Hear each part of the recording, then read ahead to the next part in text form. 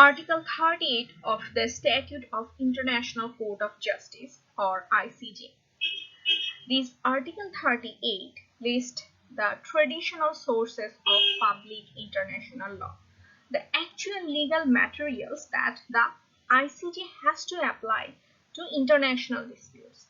According to this Article 38, these sources are of two types.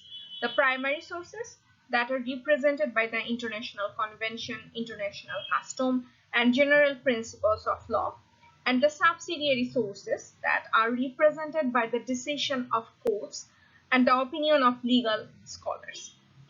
Moreover, this article lists ex equito et bono, the doctrine of equity, as an alternative source of public international law applied by the court if the parties agreed.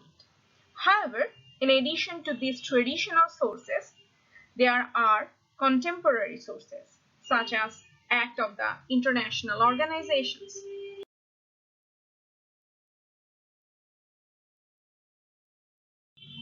International customs. According to Article 38 of the ICJ, that's referred to an international custom as evidence of general practice accepted as law. This definition comprises of two elements, the general practice and its acceptance as law. These two elements are necessary for the formation of customary international law. The first element, the behavioral or objective element, requires a requiring consistent action or lack of action by state, which is indicated by such activity as official statement, conduct, legislative or administrative action, court's decision, and diplomatic behavior or correspondence. The second element that entails the conviction that is similar case such as practice is required or permitted by international law. So international custom may be defined as practices or uses which has been observed by a large number of states over a lengthy period of time and considered by them to be legally obligatory. Now, the term custom and uses are often used interchangeably. Strictly speaking, there is a clear technical distinction between these two. Uses is an international habit of action that has been received full attestation and does not reflect a legal obligation. Uses may be conflicting. Custom must be unified and consistent. Uses to become a customary rule of law, it must fulfill two conditions: acceptance and recognition by a large number of states and repetition over a lengthy period of time. A custom has a definite obligation attaching to it. Failure to follow custom results in state responsibility and consequently entails the possibility of punishment or sanction or retaliation against that state. So, according to Article 38 of the ICJ, international conventions or treaties, whether general or particular, establishing rules expressly recognized by the contesting state should be applied by the court to the dispute submitted to. Although this article divided treaties into two kinds, general treaties and particular treaties. It is only the first kind, the general treaties or the so-called law-making treaties, which intend to have a universal and general application, constitute a primary source of international law. Particular treaties or the treaty contract are not directly a source of international law, since their application is limited only to the contracting parties, which are two or a small number of states, and they deal with limited affairs. This kind of treaties does not create new rules of public international law, but at least only new rules of particular or regional application. The law-making treaties constitute a primary source of international law. From the 19th century, the development of law-making treaties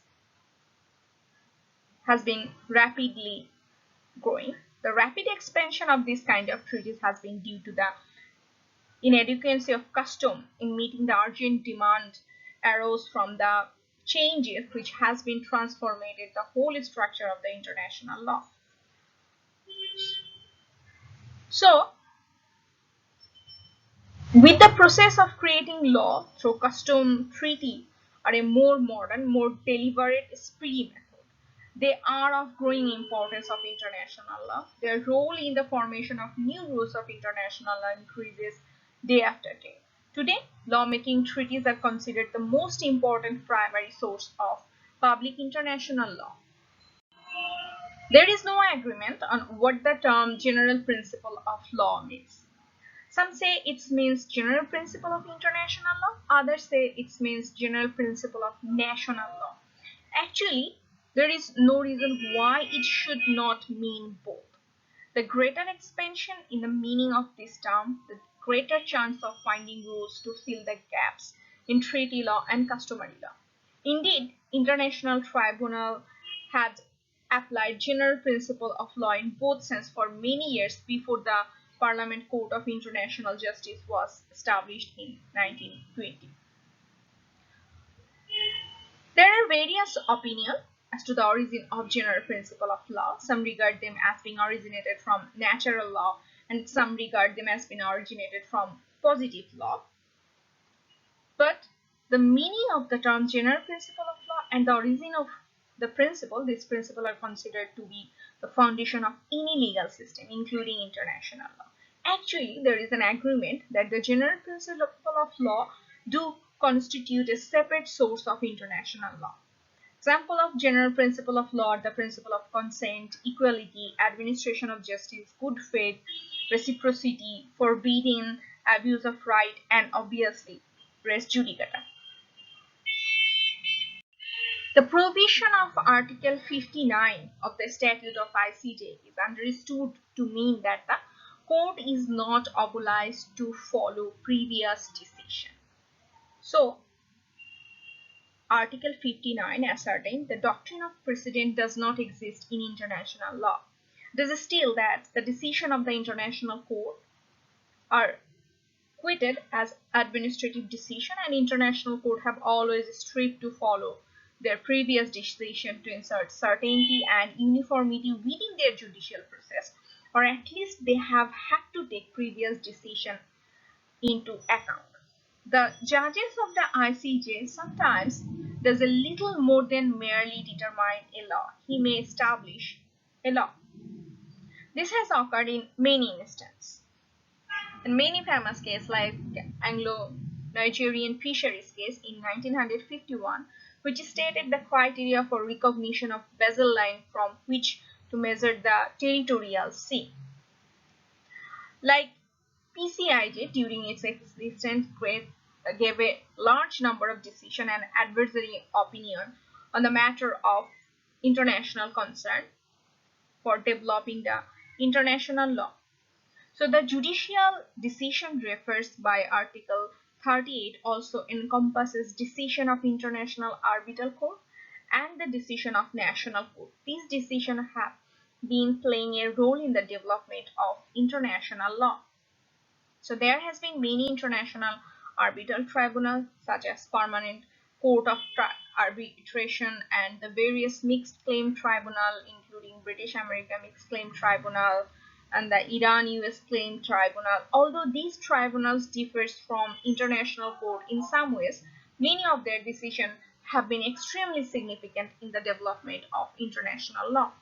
Article 38 emphasizes the evidentiary value of writing of legal scholars. The primary function of this writing is to provide reliable evidence of law. Writers on international law cannot make the law. Their work are to elucidate and ascertain the principle and rules of international law. To be binding, the rules and principle must have received the consent, whether express or implied, of states who are to be bound by it. Historically, the writer on public international law were a primary factor in the evolution of the modern international law. They were the supreme legal authority of the 16th to 18th century, and they determined the scope, form, content of international law. However, the importance of legal writing began to decline as a result of the emphasis on the state sovereignty. Treaties, customs assumed the dominant position in the exposition and development of international law. Nevertheless, like judicial decision, the opinion of legal scholar can provide evidence of the existence of customary law and can help in developing new rules of law. So the opinion of legal scholars are used widely. Arbitral tribunal, national court make extensive use of writing of jurists. However, the International Court of Justice make little use of jurisprudence. Judgment contains few references. And this is primarily because of the willingness of the court to avoid somewhat undesirable selection of citation. However, many references to writer are found in the pleading before the court. It is broader than equity and gives the court greater power than the equity. It allows the court to decide a case on consideration other than legal rules or even in the contrary to these rules, if it senses that justice can be served thereby. Thus, the term ex equo et bono means fairness, justice, or equality. Neither the International Court of Justice nor its predecessor, the Permanent Court of International Justice, has been called upon to decide a case ex equo et bono, although the principle of equity has been applied by these courts in some cases. The ICJ in the North Sea continental cases 1969 indicates that the delimitation between the parties in accordance with equitable principle,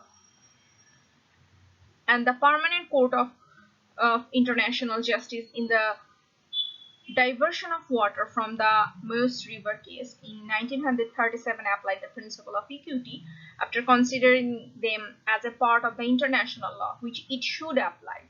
Moreover, international arbitral tribunal have resorted the principle of equity in several cases. Despite the application of the principle of equity by international court, the existence of equity as a separate and distinct source of law is highly controversial. Some regard equity as a source of international law and apply it as distinguished from law. However, they often appeal to natural law in order to strengthen their argument. Thus, to them, the three terms equity, justice, and natural law tend to merge into one another. During the 16th and 17th century, natural law was a major source of international law. In the 19th and 20th century, arbitrators have been authorized to apply justice and equity as well as international law. Such authorizations were more common before 1920 than they are today. Acts of international organization. The international organizations are voluntary associations of states established by international agreements, provided with their own organs, which are permanent, independent, responsible for managing collective interest, and capable of expressing a will which is legally different from that the rest of their members. The Article 38, the Statute of ICJ, does not establish the act of international organization as promoters of international law, but it is a matter of doctrine. The normative capacity is the manifestation of the development and the statement of the independent legal will of its member state and shall be deployed within the jurisdiction of the constitutive treaty of the international organization. It is constituted by the constitutive treaty, the annexed protocol, and the later reformed treaty whose importance is revealed.